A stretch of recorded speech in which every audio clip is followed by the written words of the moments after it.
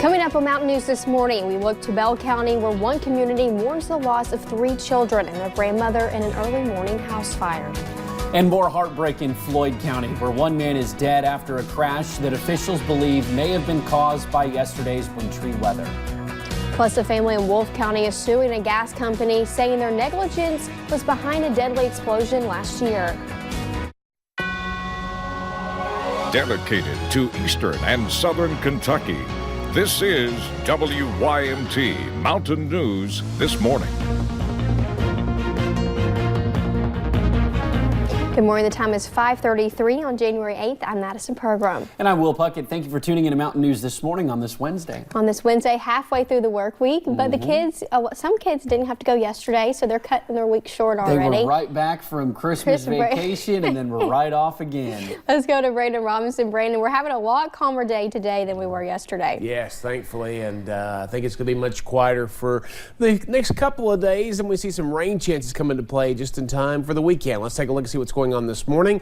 Some frost out there, so be careful of that. Buffalo Mountain here in Perry County, we're going to continue to see clear skies and calm conditions. 32 in Wise, 31 in London, 38 Irvin, Ashland, Prestonsburg, and Hazard this morning. That's kind of our range. And across the area, the winds are cranking a little bit, so it feels a little touch cooler in some spots than it does because of that wind. Temperature change, several degrees cooler in some locations, but warmer in others there, especially in the Big Sandy, where it was just right at freezing yesterday, and the snow was coming down close to this time. All right, frost scrape alert this morning. Extra minute or two because you're going to have some on the windshields, or just get out there and warm up just a little bit. Watch out for a few slick spots on the back roads too, but 46 this afternoon, lots of sunshine. Going to be a beautiful day. Get out there and enjoy it. I'll talk about the extended forecast coming up excuse me, here in just a little bit. Will?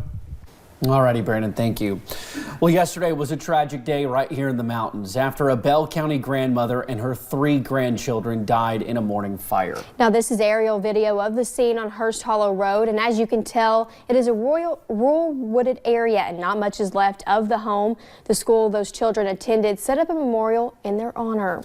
It's hard to measure the heartbreak that the community is going through right now. 4 lives lost, 3 children, not even teenagers. And here's a photo of the Poozy kids. From left to right, 12-year-old Sierra, 11-year-old Cynthia, and 8-year-old Sean. Now, the mother of the children, among the many trying to find a way to heal, I talked with her yesterday. This sign, with smoke billowing behind it, marks what now used to be.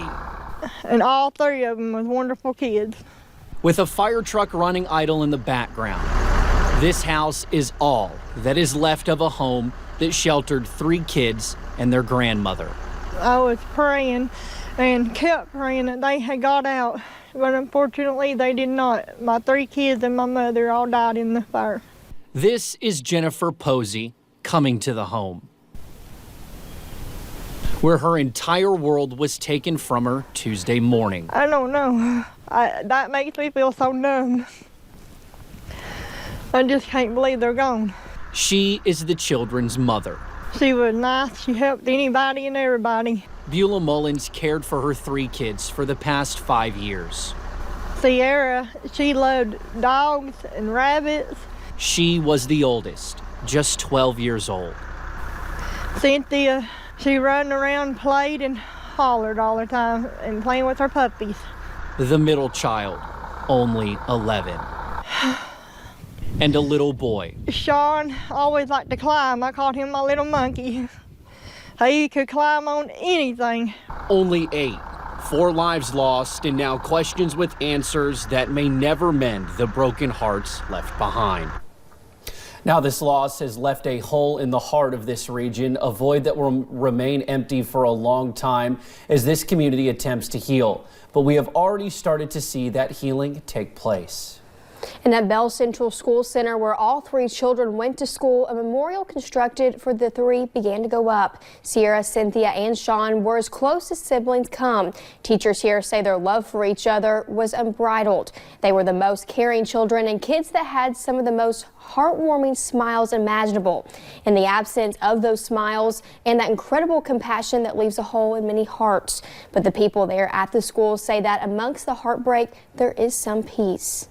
We explained that there was a house fire, and immediately one of the kids are they okay? Is he okay? And we were able to say, Sean, it was his class, he's with Jesus now, and he is okay. And those kids get comfort in that.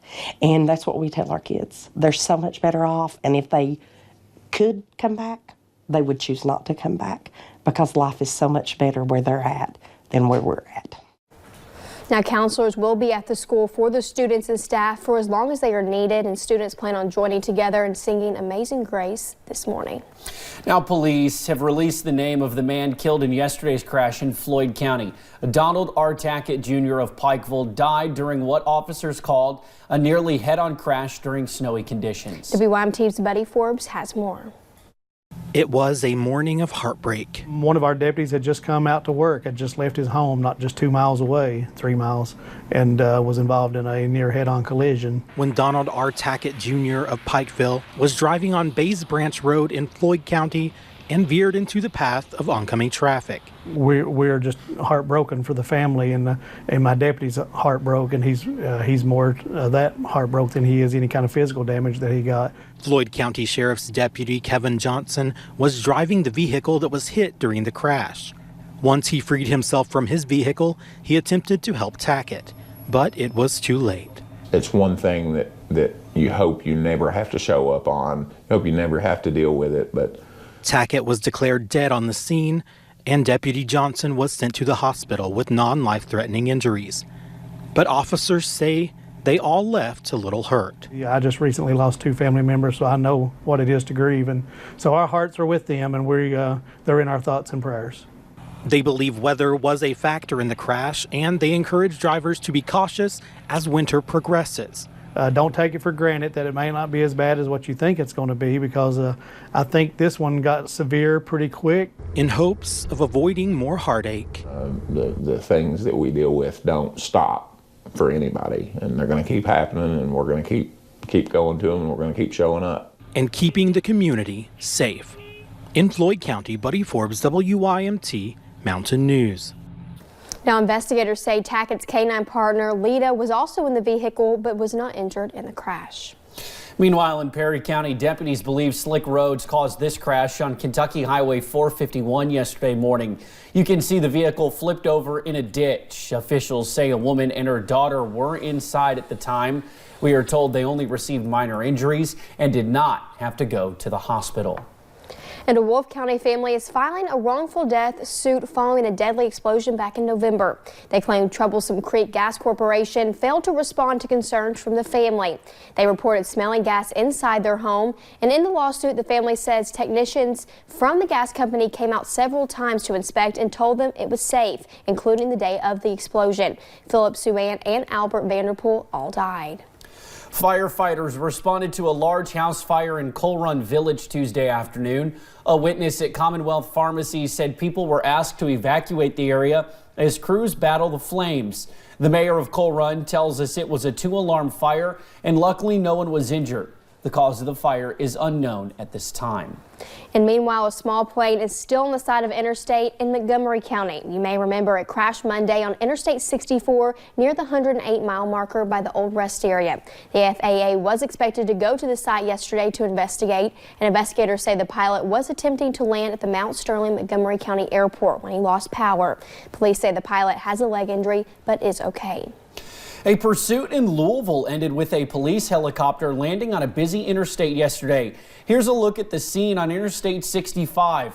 Police say it all started when a truck they were trying to stop took off. They say the helicopter landed there to help. Once the chase ended about 30 minutes later. Inside the truck, police say they found narcotics. So far, they have not released the name of the person arrested. And deputies in Laurel County say 2 men were arrested yesterday after a miles-long police chase. It all started when the 2 were spotted driving recklessly on Kentucky Highway 192. At one point, deputies say the 2 forced a minivan off the road and into a tree before they ran further on foot. 21-year-old Cody Pruitt and 18-year-old Jesse Cobb were arrested and charged with fleeing and evading, reckless driving, and wanton endangerment. We now know who police arrested related to a shooting Monday night in Letcher County. This is Bobby Combs. Police say he met up with two men who thought Combs was bringing them marijuana. Instead, the men claimed he pulled out a shotgun and demanded $50. That is when one of the other men pulled out a pistol and say Combs started shooting at them. Combs faces assault, robbery, and drug charges. It is unclear if the other men will be charged. And one Whitley County man charged in a double murder accepted a plea deal Tuesday morning. Paul Parsons pleaded guilty to 2 counts of murder and 1 count of burglary. He killed Denver Nicely and Joshua Wernicke in June of 2017 as part of a plea deal, and prosecutors recommended 20 years for each murder and 15 years for burglary. All of them would run concurrently for a total of 20 years in jail. Parsons will be sentenced next month. 2 additional arrests were made Monday in connection to the robbery of the A&B market in Artemis that happened on December 21st. The investigation led the sheriff's department to believe the robbery was an inside job. Courtney Simpson and her partner Jennifer Gray were arrested, and both are out on a $50,000 bond. Simpson, an employee before she was arrested, says she has no idea why police think they are involved. I wouldn't know how much money is there. The only person that would know how much money was there at the time of the robbery would have been the person working at the time. We have attempted to reach out to A&B Quick Stop multiple times to ask about the robbery. However, they have repeatedly hung up on us. Both Jennifer Gray and Courtney Simpson will appear in court tomorrow. And now we move from tales of taking to one of giving. For weeks, massive brush fires have been spreading across parts of Australia. Yeah, seeing the destruction upset one boy from Johnson County so much he decided to help. WYMT's Katie Cook talked to the young boy about why he is passionate about the cause. A second grader at Portland Elementary. This one is a poisonous dart frog. Xavier Young has always had a heart for animals. The black dog outside, his name is Bo. Since he was small, he always wanted to watch Discovery Channel and National Geographic. So, seeing how the brush fires in Australia are affecting the wildlife there, I wanted to help the animals. He knew he needed to take action. I started donating money so I could help the animals in Australia. For his upcoming birthday, Xavier is donating all of the money he receives to the World Wildlife Fund. It was his idea to use his birthday money to help out. And at only 7 years old, his parents could not be more proud. Makes me really proud that it seems like you're doing something right. As he encourages others to help too.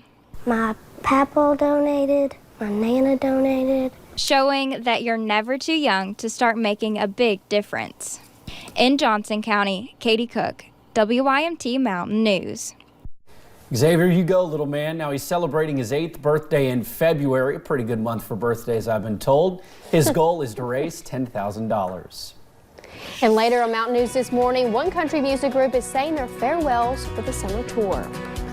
Wonder who else has got a birthday in February? William. The forecast continues to trend warmer over the next several days, but the nice trend will not last. I'll tell you when we start to go backwards in about 3 minutes.